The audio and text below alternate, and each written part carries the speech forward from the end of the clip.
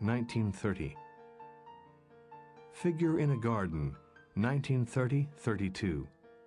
Significantly, the only project to be realized full-size, Figure in a Garden, changed considerably in the process. An ensemble of figures turned into a single statue-like figure with very different relationship to the viewer. No longer symbolic, but with an immediate physical appeal, like conventional sculptures of human figures. Circuit, 1931. Man, Woman, Child, 1931. Landscape, Reclining Head, 1932. Here, Giacometti entertained the idea of equating a reclining figure with a landscape. The switch from head to landscape is an old metaphor for the correspondence between microcosm and macrocosm. As can be noted, one eye bulges markedly, emphasizing the active nature of the gaze fixed on the viewer. Caress, Despite Hands, 1932. The rounded side is generally interpreted as a pregnant stomach, over which a man's hands are incised, detracting attention from the abstract beauty of the object. The Palace at 4 a.m., 1932. According to the artist, the palace reflects a past time when he and a woman attempted obsessively to build a palace out of matchsticks. Giacometti attributes the spinal column to the woman. The standing figure to the left he identified as his mother as she appeared to him as a child, and the artist saw himself in the object in the unfinished or ruined tower. Everything seems non-corporeal, transparent, individual, and at the same time general. The timeless temple facade with 3 doors, and the unapproachable, self-contained figure of the mother, opposite her Giacometti's lover at the mercy of time and thus of death, and the fragile glass walkway that links the 2 spheres and crosses over the symbol of masculinity, itself half eye, half sexual organ, ambiguously rising or falling. The Studio, 1932.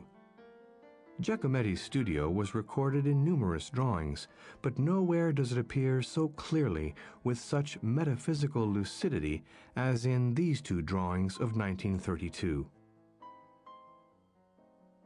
At the left is the figure of a slender walking woman without head and arms, and with a shallow triangular indentation in the stomach area, much as the finished sculpture of Walking Woman appears. My Studio, 1932. Here, drawn with crystalline precision, the palace at 4 a.m. stands in the center of the room, almost like a small model of the studio space itself, with several of his works grouped around it.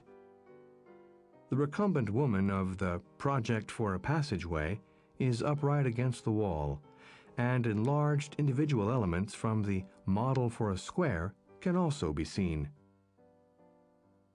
Woman with Her Throat Cut, 1932.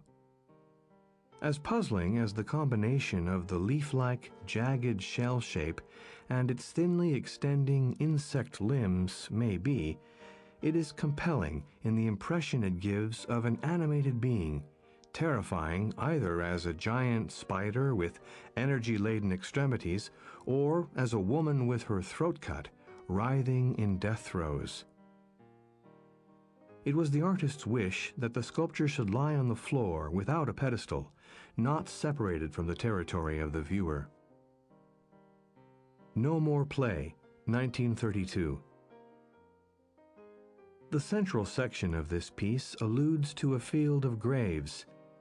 This work is focused in real terms as sections of a board game or mechanical constructions in which directly legible figurative elements are inescapably exposed to punitive forces. Point to the Eye, 1932. An image of combat on a Mexican ritual site with a channel for sacrificial blood. The victim of the spike aiming at the eye appears to be death itself, always the victor in the dance of life. Caught Hand, 1932. Here, a mechanical crank invites the viewer to turn it, and the imagined result of the action evokes both the sadistic and the masochistic. The hand caught in the bars of the mechanism is reminiscent of the prostheses or shop window mannequins, favored fetishes of the surrealists with their cult of compulsions and phobias concerning physical contact. Flower in Danger, 1933. Hands Holding the Void, Invisible Object, 1934. Hands Holding the Void is a monument to Giacometti's father, the heraldic large woman who holds the deceased soul, the Egyptian Ka. One can observe a horizontal slit-like opening of the pedestal, defining it as a grave. On a high, coffin-like base, a female figure walks toward the viewer with its arms raised. At the same time, the dark interior of the grave is visible through the pedestal's slit. The dark lower void, as opposed to the upper void held in the figure's hands. The soul, or Ka, can communicate through both spheres, its presence indicated by the hieroglyph of the soul bird, or death bird, on the side of the throne. Walking Woman, 1932-34. A flattened, slimmed-down, modernized Egyptian figure, Walking Woman stands with the left foot extended slightly forward.